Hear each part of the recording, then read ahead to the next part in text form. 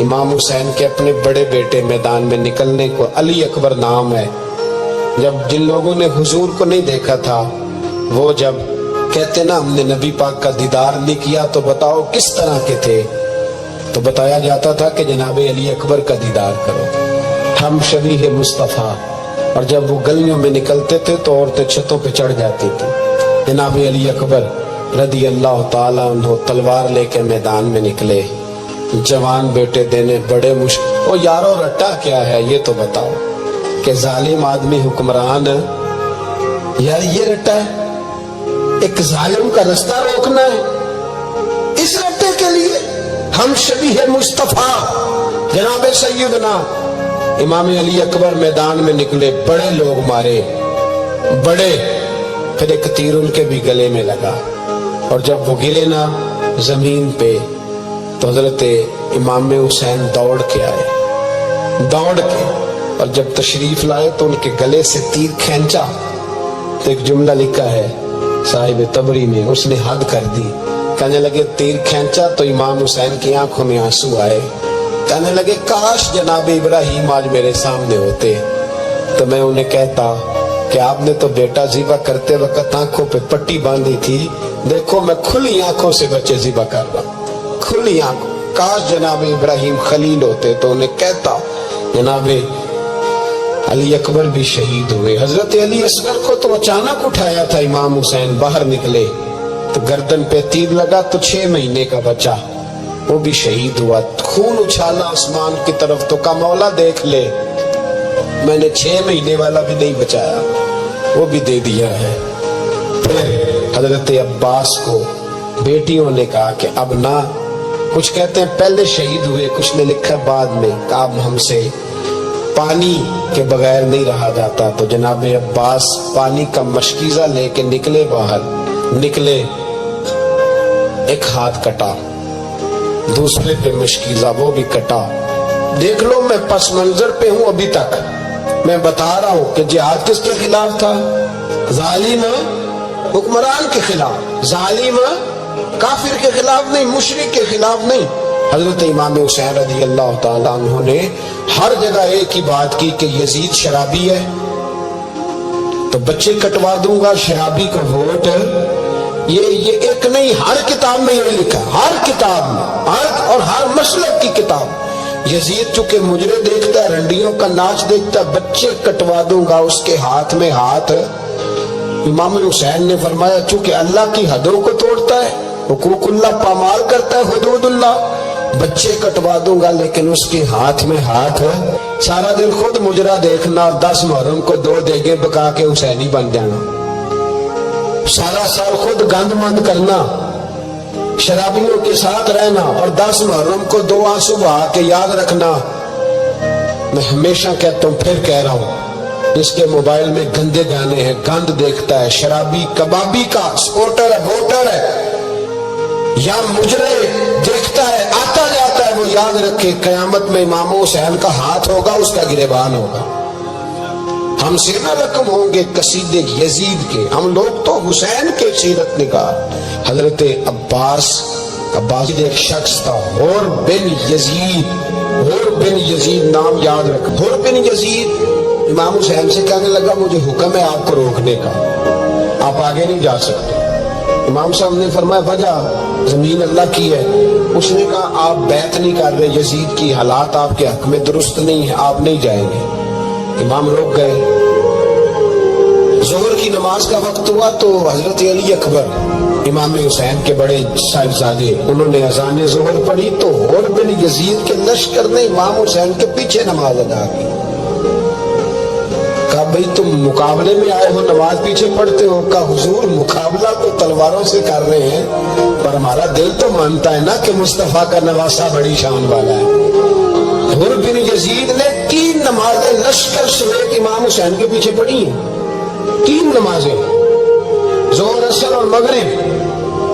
پھر امام حسین کے سامنے شرائط پیش کی کہ آپ کو یہاں گھیر لیا گیا ہے, یہاں آپ بیعت کریں گے یا آپ جنگ کریں گے, 2 ہی باتیں.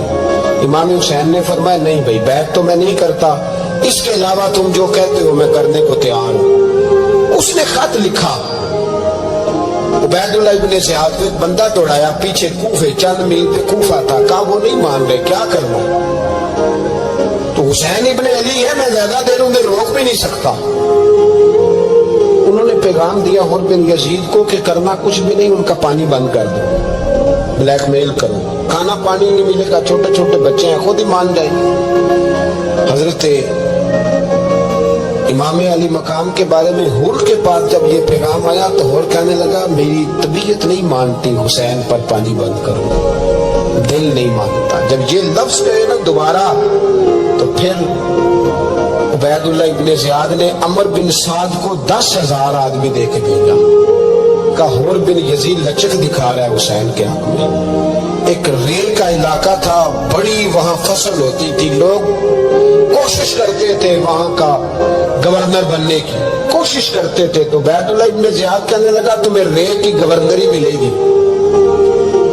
سب سے سرسبز و شاداب علاقہ، تمہیں وہاں کا گورنر بنایا جائے گا اگر حسین کے خلاف لڑو گے۔ یہ اتنی زبردست ہوتی ہے گورنریاں کہ گورنریوں کے لیے لوگ نسل رسول کے خلاف بھی نکل آتے ہیں، یہ اتنی تگڑی ہوتی ہیں، اتنی جلدی وفاداریاں بدلتی ہیں۔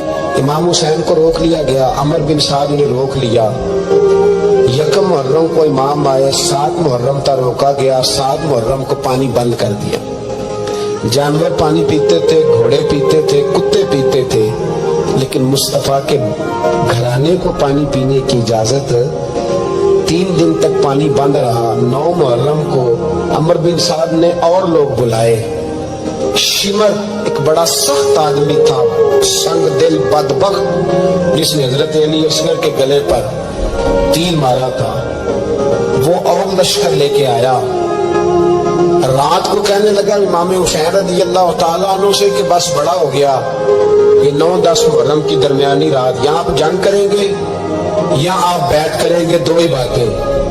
امام حسین اندر گئے، سیدہ زینب سے مشورہ کیا، باہر آئے، فرمایا بات وہی ہے جو پہلے دن والی ہے، اور بھائی بچے ساتھ ہو، صحرا کا علاقہ ہو، تپتی ہوئی ریت ہو، اتنے کٹھن اور سخت حالات، چاروں جانا موت ہی موت، دور دور تک اپنوں کا نام و نشان کوئی نہیں، اور اکیلے فیصلہ کرنے والے امام حسین، باقی سارے بچے ہیں یا عورتیں، سارے بڑے اکیلے۔ امام حسین رضی اللہ تعالیٰ عنہ نے فرمایا بھئی بیعت تو میں نہیں کرتا، باقی جو تمہارا پروگرام ہے۔ شمر اور ابن سعد کہنے لگے پھر جنگ کے لیے تیار ہو جائے۔ کیا انداز ہے امام حسین کا، فرمانے لگے کل جنگ کروں گا، مجھے پتا تو ہے جنگ کا نتیجہ کیا نکلنا ہے، ایک رات مجھے دے دو تاکہ میں کھل کے اپنے رب کی عبادت تو کر لوں۔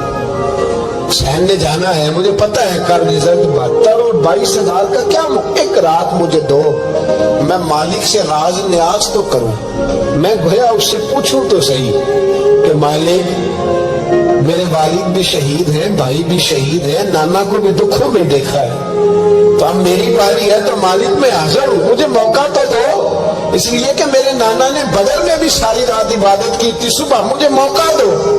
اور دنیا کا اصول ہے جب کوئی موقع مانگتا تو دیا جاتا ہے۔ یہ دونوں کہنے لگے کوئی موقع نہیں۔ حر بن یزید پیچھے سے بولا، کہنے لگا نہیں، بدتمیزی نہ کرو، حسین کو موقع دو، تمہیں دینا پڑے گا۔ موقع دیا۔ حر بن یزید نے پھر منت کی، کہا حضور آپ مہربانی کریں مان جائیں۔ فرمایا ماننے والا کھاتا کوئی نہیں۔ فرمایا ماننے والا کھاتا، بولیے ماننے والا کھاتا، یہ بڑا مساک نہیں کوئی جے بیچ خار نہ ہوئے۔ سیدنا امام حسین پہلی دفعہ کربلا میں اس وقت روئے جب یہ رکا، آپ نے دیکھا تو فرمایا ٹھیک ہے، اگر حسن کی یہ وصیت ہے تو میں نے زندگی میں اگر ان کی ہر بات مانی ہے اب بھی مانوں گا، تمہیں اجازت ہے۔ جناب قاسم بن حسن 16 سال کا جوان جب میدان میں نکلے تو ہائے ہائے پتہ نہیں کہاں سے آ گئی ہے۔ امام قاسم بن حسن جب میدان میں نکلے تو تبری سے لے کر علامہ ابو الاسناد صاحب سب کو پڑھ کے تو دیکھو، 3 دن کی پیاس ہے، شدید آزمائش ہے، دکھ ہے، تکلیفیں ہیں، پھر بھی پہلی دفعہ جب میدان میں گئے ہیں واپس آئے ہیں 19 لوگوں کو قتل کر کے واپس آئے، 19 لوگوں کو ایک بار میں قتل ऐसे ही तमाशा बना दिए। मजलूम थे वो तो रो रहे थे, हर मुकर्रर ये कह रहा है कि वो तो बार बार कह अब्बा पानी मिल जाए, पानी आ जाए, तरस रहे। खुदा का खौफ करो, ये दलेर लोग थे, इनकी बातें आज भी पढ़ के दलेरी पैदा होती है, दलेरी पैदा होती है, दिलोरी। सुनाओ किस्सा खैबर को, तमामी अपने बच्चों को। अली की दास्तां सुन के दिलों से डर निकलता है, अली की दास्तां सुन के दिलों से। वो जो बच्चे डर रहे हैं ना, वो चिमगादड़ आ गई, काकरोच आ गया, ये खौफ निकल जाएगा अगर हजरत कासिम बिन हसन की बात सुने। दर्जनों लोग आपने कत्ल किए। एक दफा है का चाचा यजीद का लश्कर तो बड़ा बुज़दिल है, अगर चंद कतरे पानी मेरे हलक से गुजरे तो मैं सारे काट के ले आऊंगा आपके पास, चंद कतरे। लेकिन थोड़ी देर गुजरी, अमर बिन साद कहने लगा अकेले अकेले जाओगे तो अली का पोता है, ये सबको मार देगा, इकट्ठे जाओ। चारों जानब से तीर बरसे, एक तीर लगा आके गर्दन के पीछे, बस जनाबे सैयदना कासिम बिन हसन घोड़े से नीचे गिरे। तो जनाबे ज़ैनब हौसला करके आंसू समेट के कहने लगी मैं देख रही हूँ पर्दे के पीछे से हुसैन मेरे भाई का बेटा गिर गया है, जा उसे उठा के ला। हजरत इमाम हुसैन उनको उठा के लाए तो इमाम हुसैन ने सीने से लगाया हुआ था तो उनके पैर, उनका कद लगता था इमाम हुसैन से ज्यादा। उठा के लाया, लिटा दिया गया। इमाम हुसैन के अपने बड़े बेटे मैदान में निकलने को अली अकबर नाम है। जब जिन लोगों ने हुजूर को नहीं देखा था, वो जब कहते ना हमने नबी पाक का दीदार नहीं किया तो बताओ किस तरह के थे, तो बताया जाता था कि जनाब अली अकबर का दीदार करो, हम शबीह मुस्तफ़ा। और जब वो गलियों में निकलते थे तो औरतें छतों पे चढ़ जाती थी। जनाब अली अकबर रज़ी अल्लाह ताला अन्हु तलवार लेकर मैदान में निकले, जवान बेटे देने बड़े मुश्किल। वो यारो रट्टा क्या है ये तो बताओ, कि जालिम आदमी हुक्मरान है यार, ये रट्टा है? एक जालिम का रास्ता रोकना है इस रट्टे के लिए? हम शबीह मुस्तफा जनाब सैयदना इमाम अली अकबर मैदान में निकले, बड़े लोग मारे, बड़े। फिर एक तीर उनके भी गले में लगा और जब वो गिरे ना जमीन पे तो हजरत इमाम हुसैन दौड़ के आए, दौड़ के, और जब तशरीफ लाए तो उनके गले से तीर खींचा। एक जुमला लिखा है साहिब तबरी ने, उसने हद कर दी। कहने लगे तीर खींचा तो इमाम हुसैन की आंखों में आंसू आए। कहने लगे काश जनाब इब्राहिम आज मेरे सामने होते तो मैं उन्हें कहता कि आपने तो बेटा ज़िबा करते वक्त आंखों पे पट्टी बांधी थी, देखो मैं खुली आंखों से बच्चे ज़िबा कर रहा, खुली आंखों। काश जनाब इब्राहिम खलील होते तो उन्हें कहता जनाब अली अकबर भी शहीद हुए। हजरत अली असगर को तो अचानक उठाया था इमाम हुसैन, बाहर निकले तो गर्दन पे तीर लगा तो 6 महीने का बच्चा वो भी शहीद हुआ। खून उछाला आसमान की तरफ तो का मौला देख ले, मैंने 6 महीने वाला भी नहीं बचाया, वो भी दे दिया है। फिर हजरत अब्बास को बेटियों ने कहा कि अब ना, कुछ कहते हैं पहले शहीद हुए, कुछ ने लिखा बाद में, अब हमसे पानी के बगैर नहीं रहा जाता। तो जनाब अब्बास पानी का मशकीज़ा लेके निकले, बाहर निकले, एक हाथ कटा, दूसरे पे मशकीज़ा वो भी कटा। देख लो मैं पस मंजर पे हूँ अभी तक, मैं बता रहा हूँ कि जिहाद किसके खिलाफ था? जालिम हुक्मरान के खिलाफ, जालिम काफिर के खिलाफ नहीं, मुशरिक के खिलाफ नहीं। हजरत इमाम हुसैन रज़ी अल्लाह ताला अन्हु ने हर जगह एक ही बात की कि यजीद शराबी है तो बच्चे कटवा दूंगा, शराबी को वोट है। ये एक नहीं, हर किताब में ये लिखा, हर किताब में, और हर मसलक की किताब। यजीद चूंकि मुजरे देखता है, रंडियों का नाच देखता है, बच्चे कटवा दूंगा, उसके हाथ में हाथ। इमाम हुसैन ने फरमाया चूंकि अल्लाह की हदों को तोड़ता है, हुकूकुल्लाह पामाल करता है, हुदूदुल्लाह, बच्चे कटवा दूंगा लेकिन उसके हाथ में हाथ है। सारा दिन खुद मुजरा देखना और 10 मुहर्रम को 2 देगे बका के हुसैनी बन जाना, सारा साल खुद गंद बंद करना, शराबियों के साथ रहना और 10 मुहर्रम को 2 आंसू बहा के याद रखना।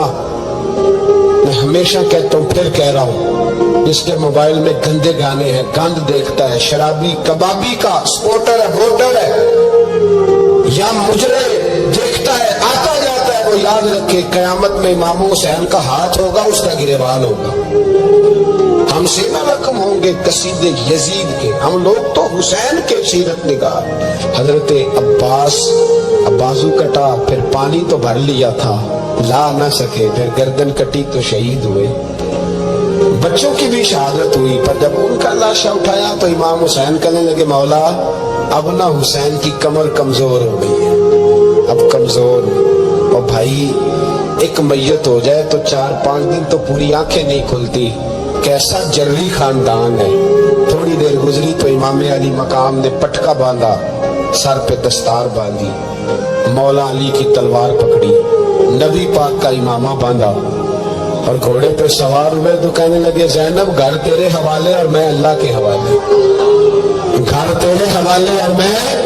اور پھر امام حسین نکلے، امام علی مقام نکلے۔ راوی کہتے ہیں کہ یہ جلوہ پہلے بھی بڑے سونے تھے، پر آج جو رنگ دیکھا وہ کبھی نہیں دیکھا۔ کیا انداز تھا، جدھر جاتے نعرہ لگاتے تو حد ہو جاتے۔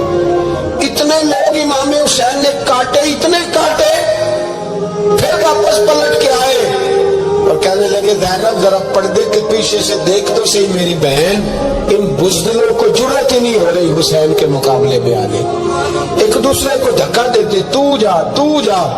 پھر اکٹھے وار ہوئے۔ یہ کون ہے کٹا ہوا، لباس ہے پھٹا ہوا، یہ بال یقین حسین ہے، نبی کا نور عین ہے۔ پھر چاروں جانب سے تیر برسے تو امام علی مقام چونکہ نماز کا وقت ہو گیا تھا، اترے گھوڑے سے، خون بہ رہا تھا، گرم ترین ریت سے تیمم کیا، سر سجدے میں رکھا، اور جب شیما راؤ کی گردن کاٹنے لگا تو کہنے لگے، ٹھہر جا ذرا رب سے ایک بات کر لینے۔ اور پھر بولے امام حسین، کہنے لگے، مالک تو اب بتا کہ حسین سے راضی ہے کہ ناراض ہے، تو بتا۔ تو پھر ایک آواز آئی، یا ایتھا النفس مطمئنہ ارجعی الی ربک راضیۃ مرضیہ۔ فرمایا نفس مطمئنہ واپس آ جا، تو اللہ سے راضی ہے، اللہ تجھ سے راضی۔ امام حسین وہاں شہید ہو گئے۔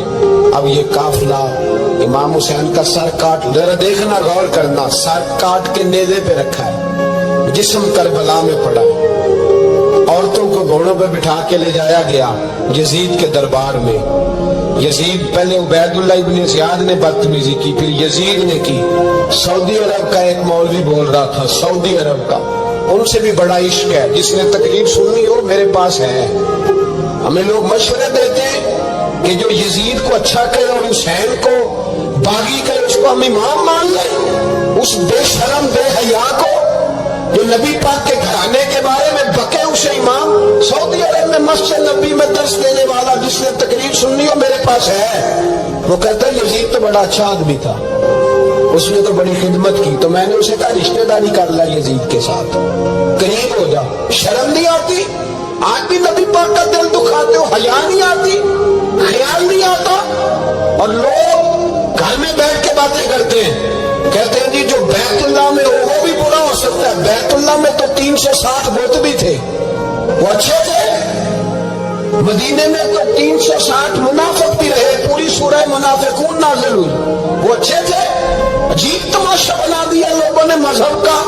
کہتا یزید نے تو بڑی قیمت، اور عبید اللہ ابن زیاد نے قتل کیا۔ بے شرمو، اگر عبید اللہ ابن زیاد نے بھی قتل کیا تھا تو حکومت کس کی تھی؟ تو پھر یزید نے عبید اللہ ابن زیاد کو سزا کیوں نہیں دی؟ بلکہ ایک جگہ 2 گورنریاں دی اس کو، یہ حال کیا۔ بلکہ سنو کہ یزید چھڑیاں مار رہا تھا، چھڑیاں۔ امام حسین کے لبوں پہ تو نعمان بن بشیر صحابی تھے، بول پڑے، کہنے لگے، یزید بدبخت، ہاتھ پیچھے اٹھا، مجھے اللہ کی عزت کی قسم، میں نے سینکڑوں بار نبی پاک کو ان ہونٹوں کو چومتے دیکھا ہے۔ حضرت جناب زینب عورتوں کے مجمع میں پیچھے ہو کے بیٹھی ہیں۔ یزید کے پاس جب پہنچا لشکر تو یزید کہنے لگا، دیکھو اللہ نے مجھے عزت دی اور میرے مخالفوں کا کیا حال ہوا۔ تو بی بی زینب بول پڑی، اتنے صدمے سہے پر آواز توانا ہے، جاندار ہے، جانتا ہمارا کسی بندے سے جائیداد کا رٹا نہیں، ہم تو چاہتے ہیں امت اکٹھی ہو جائے، لیکن جو بندہ نبی پاک کی ماں کو دوزخی کہے، حضور کے باپ کو جہنمی کہے، یزید کو امیر المومنین کہے، اس کے ساتھ اتفاق رائے کر لیا جائے، یہ مذہب ہماری سمجھ میں نہیں آتا، بالکل نہیں آتا، قطعاً نہیں ہماری سمجھ میں آتا۔ کیسے اتحاد کر لیا جائے؟ یار تو میرے بھائی جو ہمارے ابا کا مخالف ہو، اس سے اتحاد نہیں ہوتا، جو نبی پاک کے والد کو دوزخی کہے اس سے اتحاد ہو جائے۔ کہتے ہیں نہیں وہ جی اتنی فرقہ واریت ہو گئی، ہم کس مسجد میں جائیں؟ 60 پارٹیاں پاکستان میں رجسٹرڈ ہیں جو الیکشن لڑتی ہیں، کبھی کسی بندے کو ٹینشن نہیں ہوئی کہ کس کے پاس جائیں کس کے پاس نہ جائیں، کبھی نہیں کو بولا کہ وہ بھی کھڑا ہو گیا، وہ بھی، کوئی ٹینشن نہیں۔ مذہب کی باری ٹینشن ہو جاتی ہے، اتنا بڑا مذہب ہوتا ہے بھائی، غلط بندے بھی آ جاتے ہیں بیچ میں، تھوڑا پہچان کے چلنا پڑتا ہے صحیح کون ہے اور غلط ہے۔ اور یہی تو ہمیں امام حسین نے بتایا ہے کہ مذہب کے اندر ہی تم نے شناخت کرنی ہے کہ بندہ ٹھیک کون ہے اور بندہ غلط ہے۔ یہی تو کربلا ہے، یہی تو امام حسین نے بتایا، کفر اسلام نہیں، حق اور باطل۔ تو سمجھیے گا حضرت سیدہ زینب نے جب سنا نا کہ یہ کہہ رہا ہے کہ مجھے اللہ نے عزت دی، تو جناب زینب بولی، نعمان بن بشیر کہتے ہیں بی بی بولی، اتنے صدمے ہیں پر جناب زینب بولی اللہ اکبر، اس انداز میں بولی کہ پہلے قرآن مجید کی آیت پڑھی، کہنے لگی وَتُعِزُّ مَن تَشَاءُ وَتُذِلُّ مَن تَشَاءُ بِيَدِكَ الْخَيْرُ إِنَّكَ عَلَىٰ كُلِّ شَيْءٍ قَدِيرٌ۔ اور پھر کہنے لگی یزید تو بکتا ہے، کہتا ہے کہ تو عزت والا ہو گیا، یہ تیری حکومت ہے، 4 دن گزرنے دے، تجھ پہ کوئی لعنت بھی نہیں برسائے گا، اور میرے بھائی کا قیامت تک ممبروں میں اور خطبوں میں ذکر ہوا کرے گا، وقت گزرنے دے۔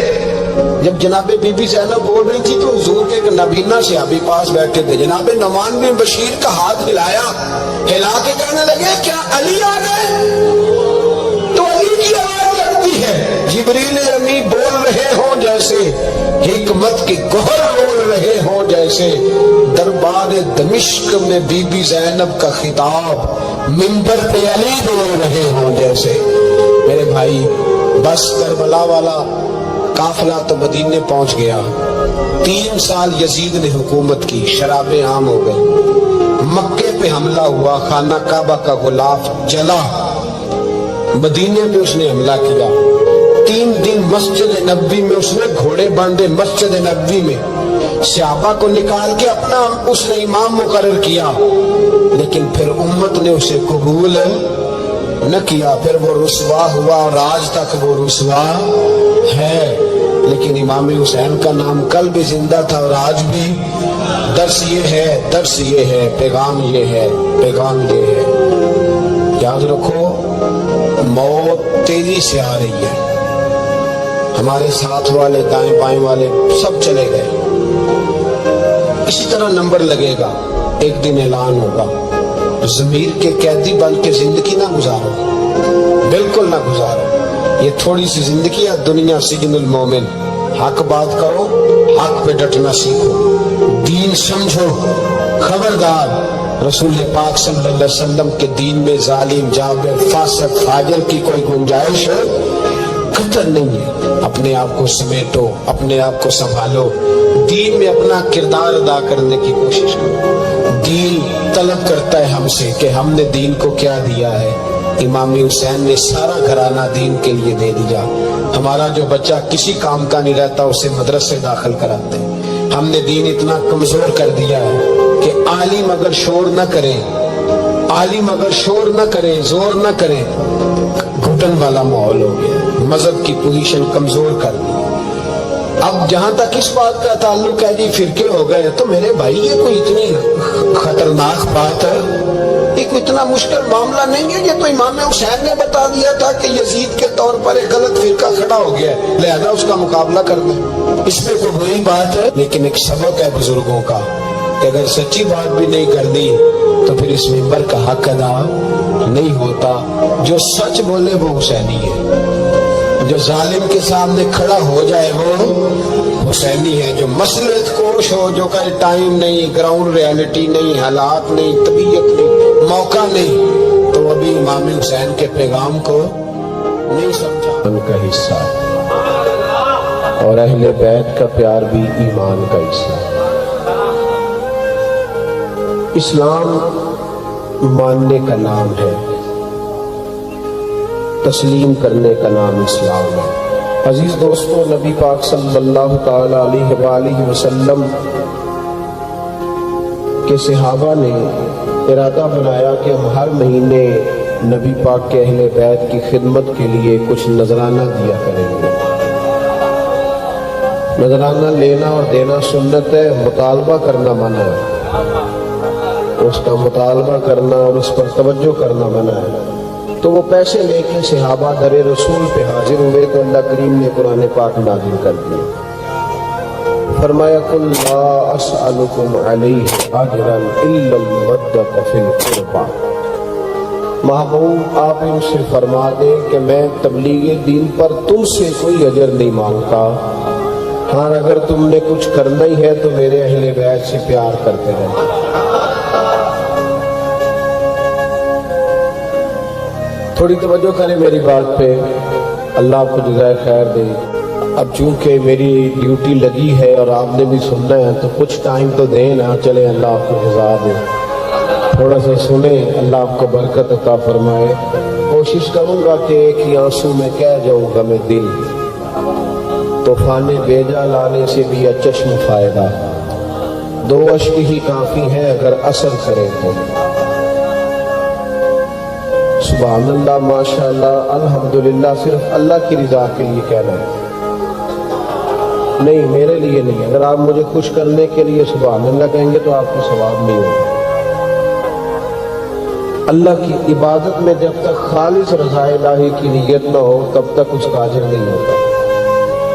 تو آپ چپ کر کے بھی سنیں گے تو میرے لیے یہ بھی بہت کافی ہے، لیکن توجہ میری بات پہ رہے تو بڑا اچھا ہے۔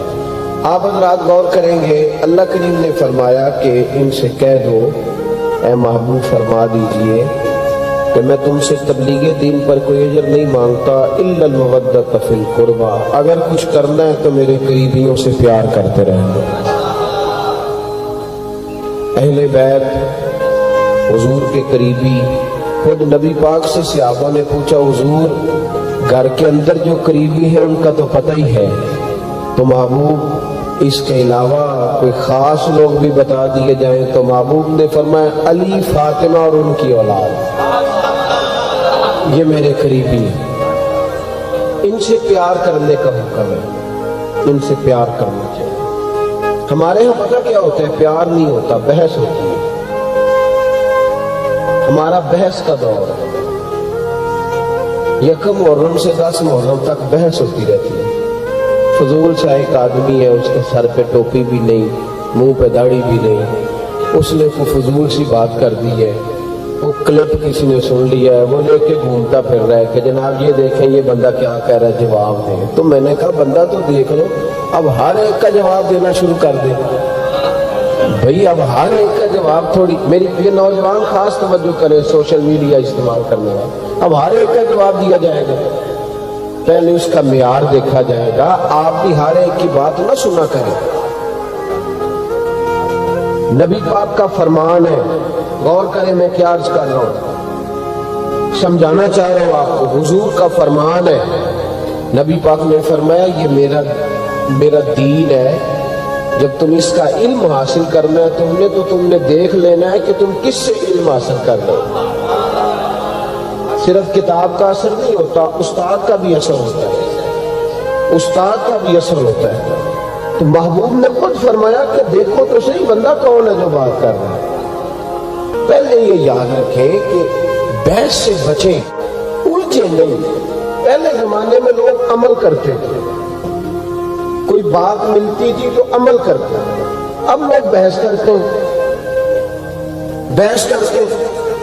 بھئی کتنی کتابیں لکھی جا چکی ہیں کہ میلاد شریف جائز ہے، پوری دنیا میں میلاد منایا جاتا ہے، عرب میں، عجم میں، ہر جگہ، لیکن ہر سال 12 ربیع الاول کو سنی اٹھ کے پوچھنے لگ جاتا ہے جی فلانا مولوی یہ کہہ رہا تھا، تو آپ بتائیں جائز ہے کہ نہ جائز ہے؟ تو میں کیا ساڑھے کو تو ہی نہیں منیا ساری عمر تو انہوں نے مساکی بنا رہا ہے، تینوں ہی نہیں سمجھ آئی لے لیا، تو پھر پوچھ رہا ہے ہر سال ہی کہ بنانا ہے کہ نہیں بنانا۔ تو عمل کریں، عمل کریں، بحث نہ کریں۔ صحابہ بحث نہیں کرتے تھے، عمل کرتے، انہوں نے بحث ہے نے عمل کیا، ساری زندگی عمل میں گزاری۔ یہ جو عقل ہوتی ہے نا، عقل، یہ تو بہت زیادہ عقل مند آدمی، آپ کو پتا ہے خودکشی کون کرتا ہے؟ بہت عقل مند آدمی خودکشی کرتا ہے۔ کیوں بھلا؟ اس لیے کہ وہ اپنا دکھ کسی کو بتاتا نہیں، وہ اپنے آپ کو سب سے سیاںا سمجھتا ہے۔ دکھ جب بتایا جاتا ہے تو دکھ بٹ جاتا ہے، تقسیم ہو جاتا ہے۔ وہ جو عقل مند آدمی ہوتے ہیں وہ کہتے ہیں میں کسی کو بتاؤں اتنا سیاںا ہو کے، تو گھٹ گھٹ کے مر جاتا ہے، خودکشی کر لیتا ہے۔ یہ جو عقل ہے نا، عقل، اقبال کہنے لگے عقل کو تنقید سے فرصت نہیں، 2 3 4 منٹ نہیں تنقید کرتی، بلکہ ہر وقت ہی کرتی ہے، فرصت ہی نہیں، فارغ بیٹھتی نہیں۔ عقل کو تنقید سے